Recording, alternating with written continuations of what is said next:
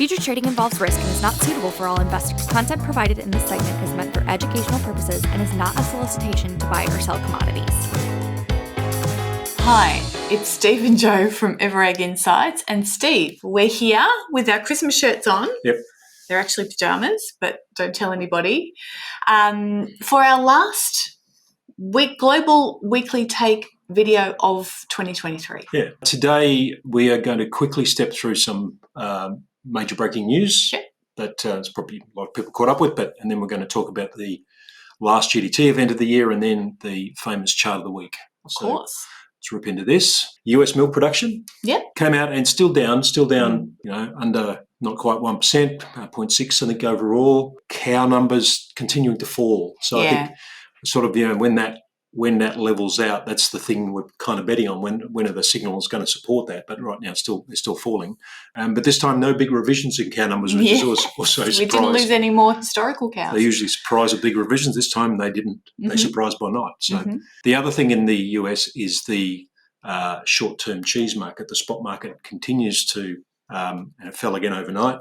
Those cheese prices are falling. There's a lot of product coming to. It's like a Christmas clearance sale. It is, isn't it? Coming to CME. So not massive volumes, but enough to keep it low. And we're in the low 3,000s in US dollar terms. So sure. The betting is we're clearing the decks for an upswing next year. That's interesting. Over to Europe, where we see a continuation really of the theme of that.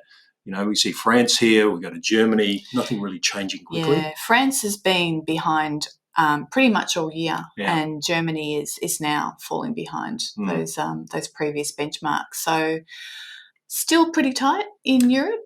Yeah, milk is slowing, but, the market's loosened up just before Christmas and going sideways. But butterfat has corrected and been heading back up in spot prices. So that's it isn't just a general slide. We do see a little bit of weakness in cheese, but, it's still quite a bit. Look, the other thing is this shipping situation. Yeah. We are not logistics experts, as many will know, but there's a, compounding problem. We had the Panama affected by drought, not enough water to support numbers of ships, certain ships of, a berth, and now with the attacks on shipping in the Red Sea. Yes, the Houthi attacks. So we do know that there's, again, not experts, but there are just a few logistics pinch points around the world that if you have one out of action, as we did a few years ago with a chip that got stuck, it's very disruptive. But to have potentially two of those pinch points under threat, it's really quite alarming. So shipping companies having to go a long way round to avoid that Red Sea area, and that's obviously going to add to costs. Add to costs, slow down trade, so European trade to the Middle East and to Asia is no doubt affected. And it adds significant to the journey time. So watch this space. That's developing. Major shipping companies are calling it off and not going through the Suez. So that's one to watch as we end the year. Yeah. So to GDT, let's skip through this. We're a day later than normal.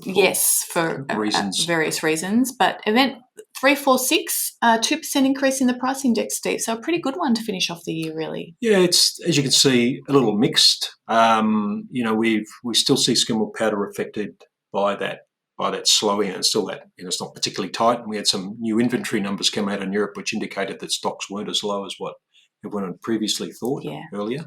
But strong result for butter, which has brought the butter prices into alignment across the major regions, which is quite interesting. The whole milk powder result was an interesting one, Steve. The volumes were down overall, but the whole milk powder volumes were actually higher than the previous event. So that's a pretty good result.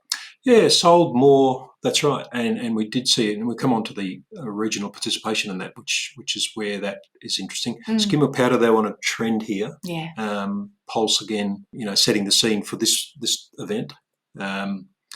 And, we still see the Oceania, the GDT results at least, discounted from other regions. Yeah. Big discount to Europe, which comes out in the event. But, those NZX futures are still way up there. You can see that discount or European premium, depends how you want to spin that, still quite, a couple $100 here, which is meaningful enough. With that, uncertainty about, how much is New Zealand going to produce in the second half, what's happening to their weather. Sure. Will it be plenty of supply? So that's just, plus Asia being so weak. So that's compounding, and the futures again way overshooting what GDT delivers. That's a story that's been going on for months. As I said, butter is more tightly aligned. It's the European futures are well above, but when you see what's going on in the near-term numbers, it's much tighter. And we saw AMF stay pretty flat. Yes. Butter surged. That was another volume effect, though, wasn't it, Steve? Yep.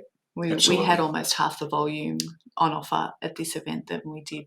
And they got cut last week. Yeah, so if people got short. If they had their shopping list before Christmas ready, they came to the event thinking that's what they need to get. Well, if you looked, and we'll certainly, in one of your favourite charts, which is coming up, the demand ratio here, you see the butter number is a lot higher than normal. Yeah.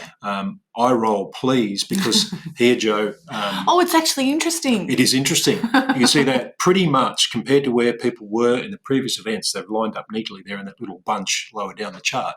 But if you think about the numbers were cut in half, yep. People came for some late Christmas shopping to get some butter, they certainly stuck there, and the price naturally goes up $500. So GDT works, but that's sort of surprised. You think there'll be a few people going, that's not good. Yeah.